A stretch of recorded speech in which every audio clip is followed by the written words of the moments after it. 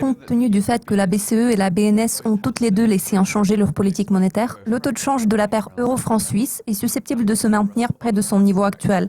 Alexandra Russell-Oliver, Caxton FX.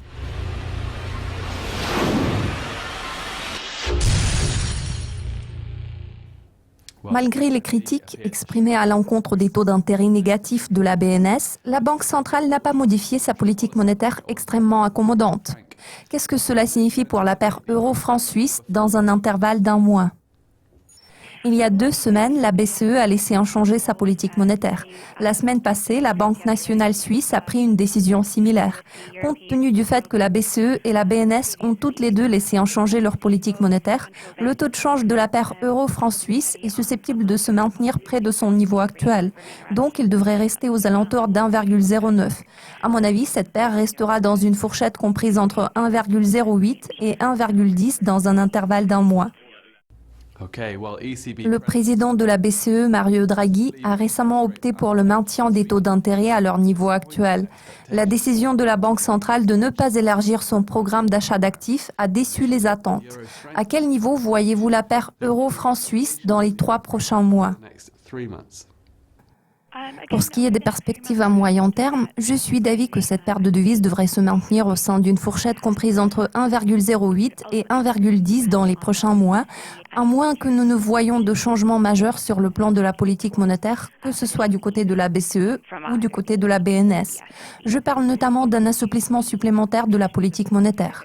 Si tel est le cas, c'est-à-dire si les participants au marché commencent à envisager davantage de mesures de relance du côté de la BCE, l'euro sera potentiellement exposé à une pression à la baisse. Parallèlement, le franc suisse pourrait se raffermir davantage. Si ce scénario se matérialise, la Banque nationale suisse va prendre en considération la nécessité d'une nouvelle intervention afin de remédier à l'appréciation de la monnaie. Pourtant, je pense que le franc suisse ne va pas quitter sa fourchette d'échange actuelle jusqu'à l'année prochaine. En parlant du long terme, quels sont les indicateurs clés qui pourraient façonner les perspectives de cette paire de devises l'année prochaine ? Nous sommes d'avis que l'orientation de la politique monétaire sera l'un des principaux facteurs d'influence au cours de cette période. La politique adoptée par les banques centrales majeures sera au centre de l'attention générale. Il s'agit non seulement de la BCE et de la BNS, mais aussi de la Fed. Les perspectives en matière de croissance et d'inflation auront beaucoup de poids. Le franc suisse pourra potentiellement se renforcer en raison de son statut de valeur refuge, surtout pendant la période des élections présidentielles américaines qui sont programmées en novembre et après l'invocation de l'article 50 par le Royaume-Uni l'année prochaine. Il en découle qu'il sera important de garder un œil attentif sur ces 2 éléments à plus long terme. Alexandra, tous mes remerciements pour votre participation.